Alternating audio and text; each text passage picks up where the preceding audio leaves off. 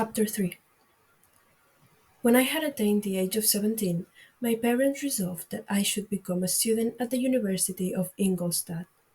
I had hitherto attended the schools of Geneva, but my father thought it necessary for the completion of my education that I should be made acquainted with other customs than those of my native country.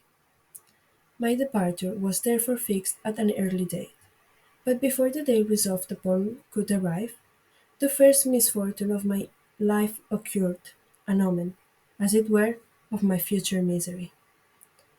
Elizabeth had caught the scarlet fever. Her illness was severe, and she was in the greatest danger. During her illness, many arguments had been urged to persuade my mother to refrain from attending upon her. She had at first yielded to our entreaties, but when she heard that the life of her favorite was menaced, she could no longer control her anxiety. She attended her sick bed. Her watchful attentions triumphed over the malignity of the distemper. Elizabeth was saved, but the consequences of this imprudence were fatal to her preserver. On the third day my mother sickened. Her fever was accompanied by the most alarming symptoms, and the looks of her medical attendants prognosticated the worst event. On her deathbed, the fortitude and benignity of this best of women did not desert her. She joined the hands of Elizabeth and myself. "My children," she said, "my firmest hopes of future happiness were placed on the prospect of your union. This expectation will now be the consolation of your father. Elizabeth, my love, you must supply my place to my younger children. Alas, I regret that I am taken from you, and happy and beloved as I have been, is it not hard to quit you all? But these are not thoughts befitting me. I will endeavour to resign myself cheerfully to death, and will indulge a hope of meeting you in another world." She died calmly, and her countenance expressed affection even in death. I need not describe the feelings of those whose dearest ties are rent by that most irreparable evil, the void that presents itself to the soul, and the despair that is exhibited on the countenance. It is so long before the mind can persuade itself that she whom we saw every day, and whose very existence appeared a part of our own, can have departed for ever. That the brightness of a beloved eye can have been extinguished, and the sound of a voice so familiar and dear to the ear can be hushed, never more to be heard. These are the reflections of the first days, but when the lapse of time proves the reality of the evil, then the actual bitterness of grief commences. Yet from whom has not that rude hand rent away some dear connection? And why should I describe a sorrow which all have felt, and must feel? The time at length arrives when grief is rather an indulgence than a necessity, and the smile that plays upon the lips, although it may be deemed a sacrilege, is not banished. My mother was dead, but we had still duties which we ought to perform. We must continue our course with the rest, and learn to think ourselves fortunate whilst one remains whom the spoiler has not seized. My departure for Ingolstadt, which had been deferred by these events, was now again determined upon. I obtained from my father a respite of some weeks. It appeared to me sacrilege so soon to leave the repose, akin to death, of the house of mourning, and to rush into the thick of life. I was new to sorrow, but it did not the less alarm me. I was unwilling to quit the sight of those that remained to me, and above all, I desired to see my sweet Elizabeth in some degree consoled. She indeed veiled her grief and strove to act the comforter to us all. She looked steadily on life, and assumed its duties with courage and zeal. She devoted herself to those whom she had been taught to call her uncle and cousins. Never was she so enchanting as at this time, when she recalled the sunshine of her smiles, and spent them upon us. She forgot even her own regret in her endeavours to make us forget. The day of my departure at length arrived. Clerval spent the last evening with us. He had endeavored to persuade his father to permit him to accompany me and to become my fellow student, but in vain. His father was a narrow-minded trader and saw idleness and ruin in the aspirations and ambition of his son. Henry deeply felt the misfortune of being debarred from a liberal education. He said little, but when he spoke, I read in his kindling eye and in his animated glance a restrained but firm resolve not to be chained to the miserable details of commerce. We sat late. We could not tear ourselves away from each other nor persuade ourselves to say the word farewell. It was said, and we retired under the pretence of seeking repose, each fancying that the other was deceived. But when at morning's dawn I descended to the carriage which was to convey me away, they were all there. My father again to bless me, Clerval to press my hand once more, my Elizabeth to renew her entreaties that I would write often and to bestow the last feminine attentions on her playmate and friend. I threw myself into the chaise that was to convey me away and indulged in the most melancholy reflections. I, who had ever been surrounded by amiable companions, continually engaged in endeavouring to bestow mutual pleasure. I was now alone. In the university whither I was going, I must form my own friends and be my own protector. My life had hitherto been remarkably secluded and domestic, and this had given me invincible repugnance to new countenances. I loved my brothers, Elizabeth and Clerval. These were old familiar faces, but I believed myself totally unfitted for the company of strangers. Such were my reflections as I commenced my journey. But as I proceeded, my spirits and hopes rose. I ardently desired the acquisition of knowledge. I had often, when at home, thought it hard to remain during my youth cooped up in one place, and had longed to enter the world and take my station among the other human beings. Now my desires were compiled with it, and it would indeed have been folly to repent. I had sufficient leisure for this and many other reflections during my journey to Ingolstadt, which was long and fatiguing. At length the high white steeple of the town met my eyes. I alighted and was conducted to my solitary apartment to spend the evening as I pleased. The next morning I delivered my letters of introduction and paid a visit to some of the principal professors. Chance, or rather the evil influence, the angel of destruction, which asserted omnipotent sway over me from the moment I turned my reluctant steps from my father's door, led me first to Mr. Krempe, professor of natural philosophy. He was an uncouth man, but deeply imbued in the secrets of his science. He asked me several questions concerning my progress in the different branches of science appertaining to natural philosophy. I replied carelessly, and partly in contempt, mentioned the names of my alchemists as the principal authors I had studied. The professor stared. "Have you," he said, "really spent your time in studying such nonsense?" I replied in the affirmative.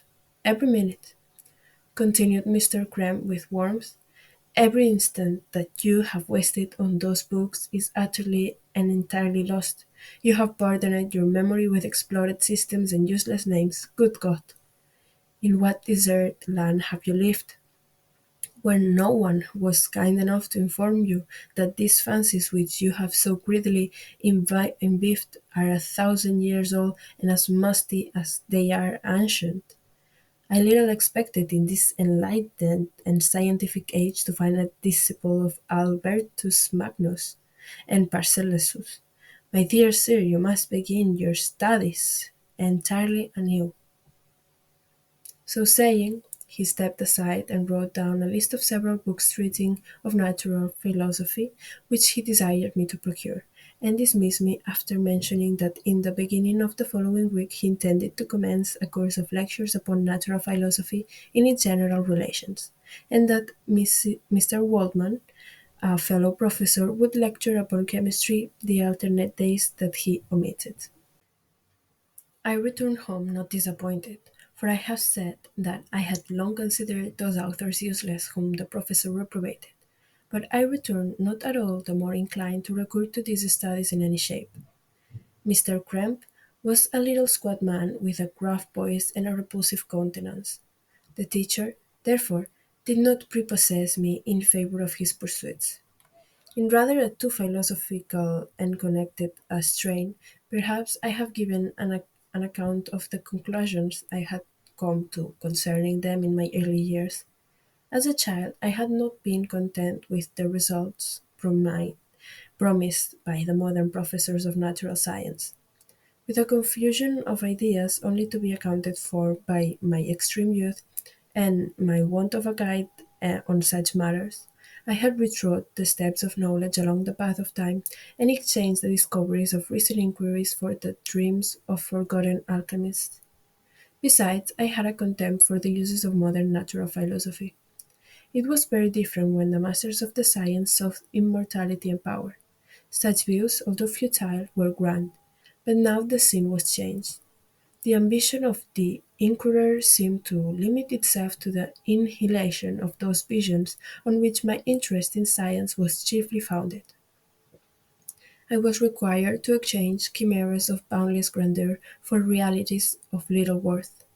Such were my reflections during the first 2 or 3 days of my residence at Ingolstadt, which were chiefly spent in becoming acquainted with the localities and the principal residents in my new abode. But as the ensuing week commenced, I thought of the information which Mr. Krempe had given me concerning the lectures, and although I could not consent to go and hear that little conceited fellow deliver sentences out of a pulpit, I recollected what he had said of Mr. Waldman, whom I had never seen, as he had hitherto been out of town. Partly from curiosity and partly from idleness, I went into the lecturing room, which Mr. Waldman entered shortly after. This professor was very unlike his colleague. He appeared about 50 years of age, but with an aspect expressive of the greatest benevolence. A few grey hairs covered his temples, but those at the back of his head were nearly black. His person was short but remarkably erect, and his voice the sweetest I had ever heard. He began his lecture by a recapitulation of the history of chemistry and the various improvements made by different men of learning, pronouncing with fervour the names of the most distinguished discoverers. He then took a cursory view of the present state of the science, and explained many of its elementary terms. After having made a few preparatory experiments, he concluded with a panegyric upon modern chemistry, the terms of which I shall never forget. The ancient teachers of this science, said he, promised impossibilities and performed nothing. The modern masters promise very little. They know that metals cannot be transmuted, and that the elixir of life is a chimera, but these philosophers, whose hands seem only made to dabble in dirt, and their eyes to pore over the microscope or crucible, have indeed performed miracles. They penetrate into the recesses of nature, and show how she works in her hiding places. They ascend into the heavens. They have discovered how the blood circulates, and the nature of the air we breathe. They have acquired new and almost unlimited powers. They can command the thunders of heaven, mimic the earthquake, and even mock in the invisible world with its own shadows. Such were the professor's words, rather let me say, such the words of the fate announced to destroy me. As he went on, I felt as if my soul were grappling with a palpable enemy. One by one, the various keys were touched which formed the mechanism of my being. Chord after chord was sounded, and soon my mind was filled with one thought, one conception, one purpose. So much has been done, exclaimed the soul of Frankenstein. More, far more, will I achieve, treading in the steps already marked.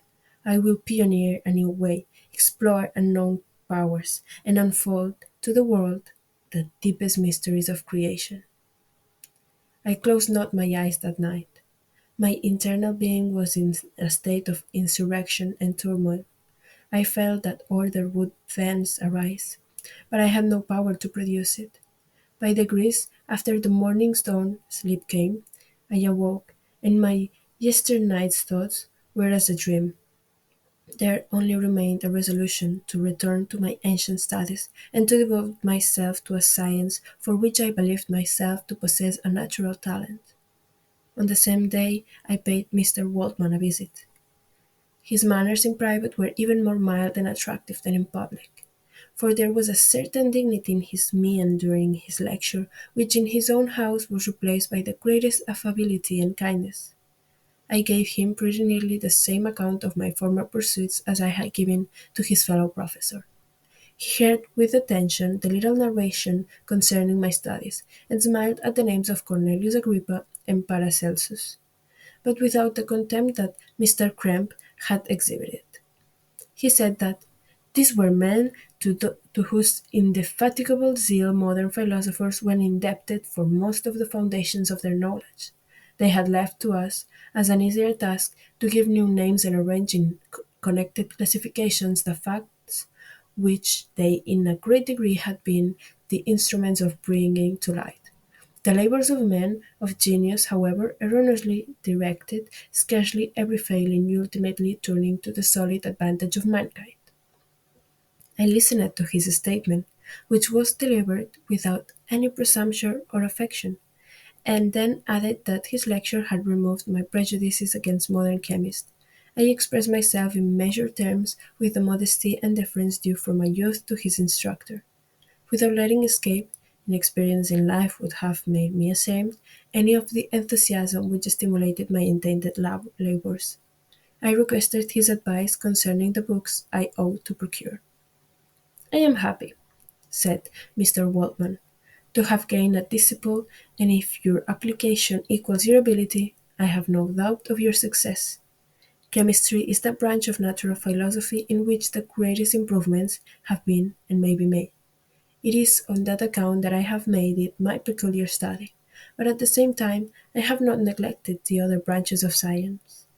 A man would make but a very sorry chemist if he attended to that department of human knowledge alone. If you wish if your wish is to become really a man of science and not merely a petty experimentalist, I should advise you to apply to every branch of natural philosophy, including mathematics. When he took me into his laboratory and explained to me the uses of his various machines, instructing me as to what I ought to procure and promising me the use of his own when I should have advanced far enough in the science not to derange their mechanism, he also gave me the list of books which I had requested, and I took my leave. Thus ended a day memorable to me. It decided my future destiny.